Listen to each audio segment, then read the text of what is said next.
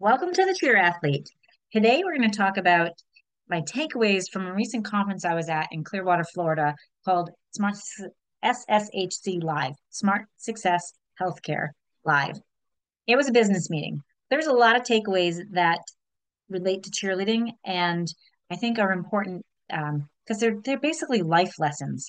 And I really think they'll help cheerleaders and they may help your cheer teams. So listen in and let me know your biggest takeaway after you listen to this podcast.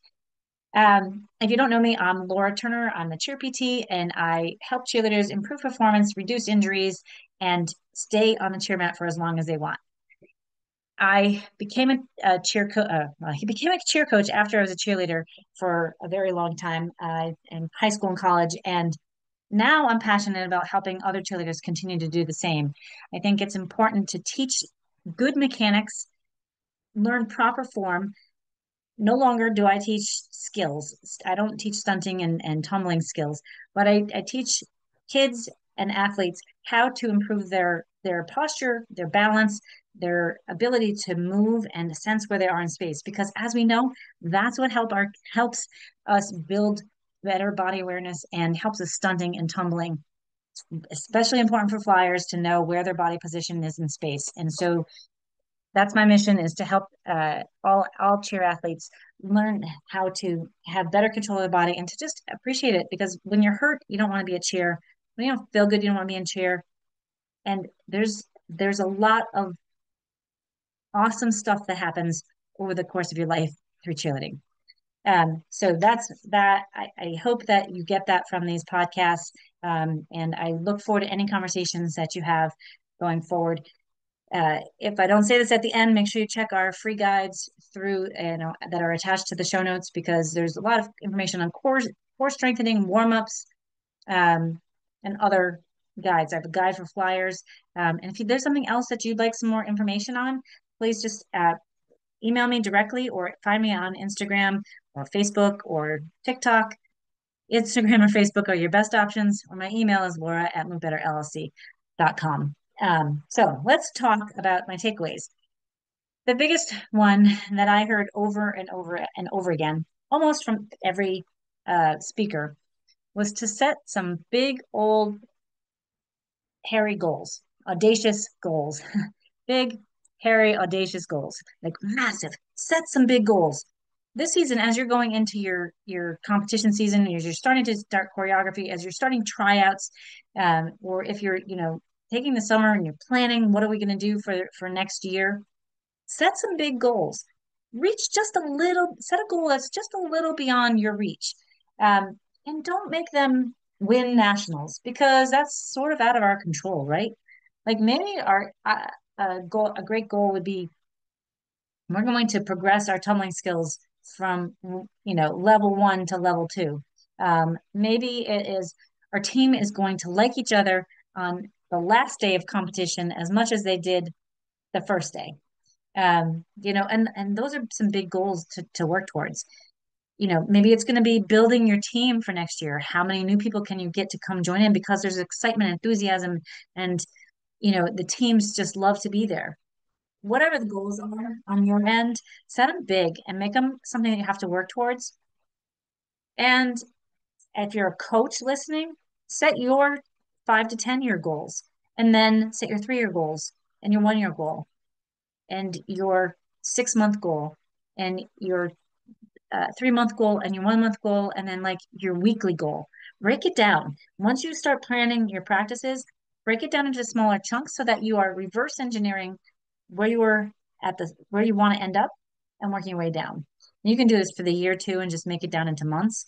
You don't have to make it the 10-year plan, but it's always good to plan and look out, like have a big vision because it does take a lot of time to grow a program and to build it to a successful program. And if you break it down in chunks, it's not as daunting. If you're a cheer parent or a cheerleader listening, set some big goals for yourself. Maybe it's a matter of, I'm going to be healthy at practice. I'm going to eat right and I'm going to, get my workouts in so that I am that much better moving forward and I'm going to show up and be present at practice. Break that down. Where do you want to be at the end of the year next year, as you're starting the end of your school year in May or June? You know, do you want to be able to have a heel stretch? Do you want to be able to have your back handspring? Are you trying to work on your full? It's okay to set a big wide goal. If you're not doing a cartwheel right now, it's okay. Set a goal for having a handspring and a running handspring at the end of next year. You're going to have to break that down. You're not going to get that in a month. But if in a year, I want to be doing a round up back handspring. In 6 months, that means I need to have a solid handspring, standing handspring. That might be 9 months. And at 6 months, you need to have a solid round off rebound um, and a walkover. And then at 3 months, you're going to break that down even farther and break it all down into what can you do today to make one step closer to your goals. Set big goals, take one step every day to work towards them, break them down so that it's bite-sized chunks and you know how to work and reverse engineer where you want to be. The next big tip I heard from multiple presenters was don't quit. So often we set a goal and we think things are going to be easy and we put the work in and then we spin our wheels a little bit and we just give up. I'm done. I don't want to do anymore. I can't do it. And it's just on the other side of success. Push yourself a little bit more. Don't give up. It's so easy to just let go, but if you can challenge yourself to stay with it, it's gonna lead you to bigger things in the future. So take a breath. Maybe you need to take a pause. Maybe you need to find your good space and say, okay, where am I at? What are my goals for the year? Where am I right now? What can I do to get there? And keep pushing and keep plugging to achieve those goals. Um, uh, One thing I had, make the leap and stop waiting at the top of the slope, for the terrain to change. So I was a skier, and the top of that hill that like is really scary. It's always scary to just go over the edge, and you're like wait and you wait and you wait, and then fear takes over, and you're just shaking and you can't go.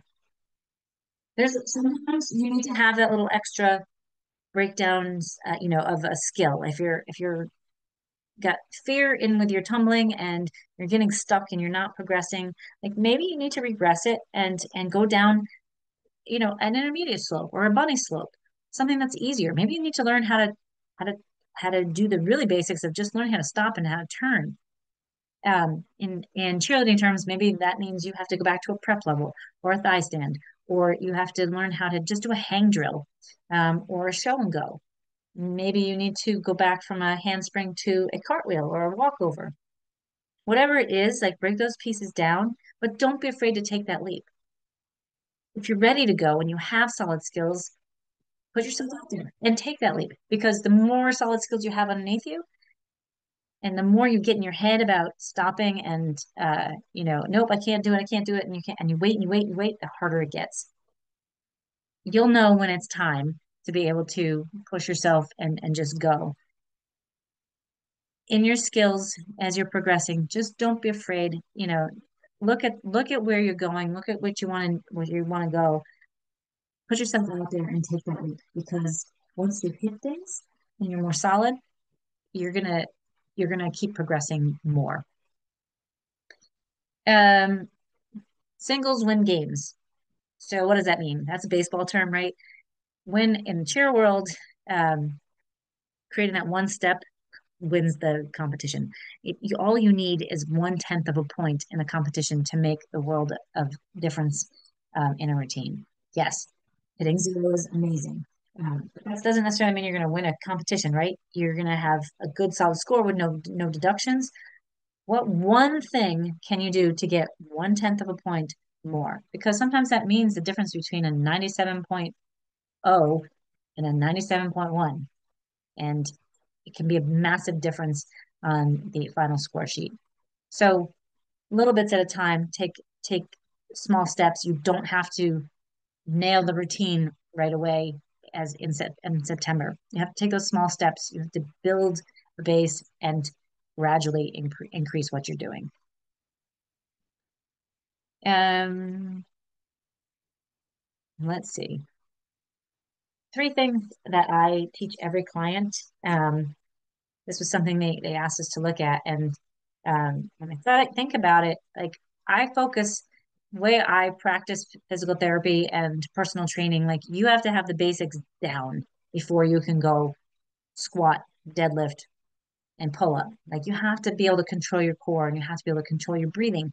And to do that, you go through a series of breathing exercises. Can you, get your rib cage to expand and collapse? Can you um, do it without shrugging your shoulders? Can you maintain posture cues, keeping the rib cage down and a little bit of a hollow, but not so hollow that you're in a crunch position? Keep your pelvis level. And can you own that in on your back, on your stomach, up on your hands and knees, or in other positions, and or do you just get in there and hold your breath? Breathing is your baseline core exercise. If you can't breathe properly, your core is going to be yucked. So you've got to learn how to breathe.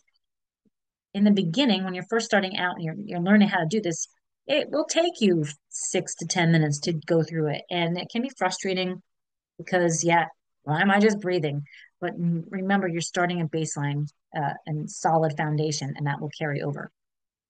Once you've gotten that down, you master them, you'll know I'm really tight breathing here. I need to take a few more extra breaths here. Or, hey, I'm good today. My posture is maintaining solid. I am where I need to be, and I can move on. I'm just doing the breathing as a quick check-in. Second exercise that I teach all my clients is hogs. And they're really anterior and posterior pelvic tilts and rib tilts. An anterior tilt is when you kind of stick your booty out, and your back arches a little bit more. And a posterior tilt is a flex position. So you rock back, kind of like you're sucking in your gut and you're rocking into like a mini crunch position without really crunching. And the rib cage, I talked about lifting the sternum and pulling the sternum down. These go together. And if you can learn how to isolate the pelvis and the rib cage and your chin and working that, we call them in anatomy motion, we call them cogs because it's like the cogs of a wheel that you do one little cog at a time. It kind of catches in together. Um, and when you learn how to segmentally move like that, it will allow for better core control and it will allow for better mobility. You need to learn how to control your pelvis if you want to be able to do a heel stretch. If you're just stretching those hamstrings, but your pelvis is not moving, you are not going to get a pretty heel stretch. You need to be able to control that pelvis because that moves in opposition to what your hip does. And so isolating that on your back, on hands and knees, and sitting will help that a lot. And then you carry it over so that you can do it in half kneeling or um, up and standing for a heel stretch. And the third exercise that I love that I think is really important as a baseline exercise for a warm up is an adductor rock and a half kneeling. They're kind of go together. Adductor rock, you're on hands and knees, you put one leg out to the side, press your pinky toe into the floor, and you sit back towards your heels, rock back and forth. That's you have one leg out similar to a toe touch, and you're gonna get a nice adductor stretch and hamstring lengthening at the same time, as well as building some stability through your core and your opposite hip. And then after that, I have you come up into a half kneeling position, which is, so if you had your right leg out to the side to stretch that adductor, you come down into a kneeling position with your left knee down and you had your right leg out to the side, your right knee's down, left leg is forward, and you're just balancing. You want to make sure in this balanced position, the stability in that holding position, that your knee is stacked up directly underneath your hip and that your pelvis is level across, that your ribs are down, your chin is tucked and your neck long. That comes from the breathing and the cogs. And you're able to hold that. This will work. This will improve your single leg balance. It's going to help if you're a flyer on your balance up in the air because it contributes to some good hip stability. Those are my three main exercises. From there, it depends on where you're at. But like those, I teach everybody. And I think if you need to know those and you don't know those, send me a message. I've got videos out there. I can send them to you automatically. And they're really important. And I think everyone should know how to do those. The takeaway, how you relate that to cheer. What are your top three things that you do all the time? Just make a note of them. Do you do this every practice? Is this consistent when you're home? You do, these three things I know are making a change on my posture, my body, whatever it might be, on my stunts. Are you doing them consistently and repeating them over and over again until you have that feel of the position in your body and you can Um, and you can just do it wherever you're at. Try to think of those three things and make a note of those. Um, Coaches, this was a great question um, from on my end. And this goes coaches and parents, maybe cheerleaders too, but coaches and parents. What would you do if, what would you do more of if you had more time? What would you do more of at practice if you had more time? What would you do more of at home if you had more time to be able to do it? What would you do at games if you had more time? If you had time to, you know, do your workouts or do your conditioning and your strength, if you had time to really slow down and focus on form, what if you had time to clean up motions and make some stunts solid? What if you had more time to teach tumbling? What would you do with that? And what does it look like to do that? I think this is a great question because this allows you to ask for help, right? When something is hard and we can't do it all, we need help. So if you had more time and you had an assistant or you had a virtual assistant to be able to help you with programming or with choreography or with music or with with putting things all together and really watching form, would life be easier? And what would you do with that time if you had that? For me, I would spend more time with my family. I would spend more time with my husband. I would spend more time traveling. I'd spend more time doing more live videos like this because this is what I enjoy doing and talking to more people if I had more time during the day. Something to consider. Let's see. My notes. Visualize. Visualizing and embody who you wish to be. If you want to be a world's champion, this goes cheerleaders, coaches, parents. If you want to be a parent of a world's champion, if you want to be a coach of a world's champion, then you best be acting and bringing out like like a world's champion. You've got to act like a champion if you want to be a champion. Whether it's worlds, states, whether it's just making the team, like act like you want to be there. Put yourself, visualize it, feel what that feels like. There's a lot of research that shows that visualization actually helps our body to heal and recover, and and we can get back to things sooner when we visualize the positive outcome. So if you're injured, you tend to go down a rabbit hole and be like, this is terrible. I don't want to, I see myself falling. I see myself hurt. Um, I see myself injured. But what if you look and you see yourself on the other side of that? Oh, look at that. I'm solid in my heel stretch. I'm now able to work on my scale. I am solid in my dismounts. I am just crushing the timing. And I'm so excited because I just landed my handspring and I just nailed it. Start to visualize what it looks like on the other side when you are 100% ready to go, when you're solid. What does that feel like? What does that look like? What are you dressing like?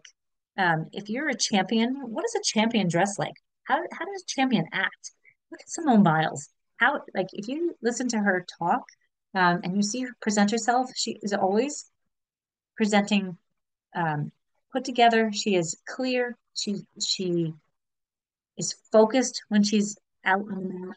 She is solid. She's pulling things in and kind of centering herself, and she visualizes herself getting back into routines.